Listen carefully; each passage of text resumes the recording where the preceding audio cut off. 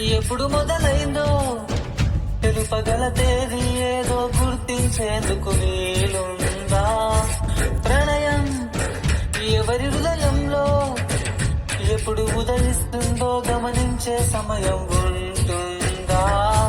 ప్రేమంటే ఏమంటే చెప్పేసే మాటుంటే ఆ మాటకి తెలిసేనా ప్రేమంటే? అది చరితలు సైతం చదవని వైనం, కవితలు సైతం పలకని భావం, సరిగమలెరుగని మధురిమ ప్రేమంటే.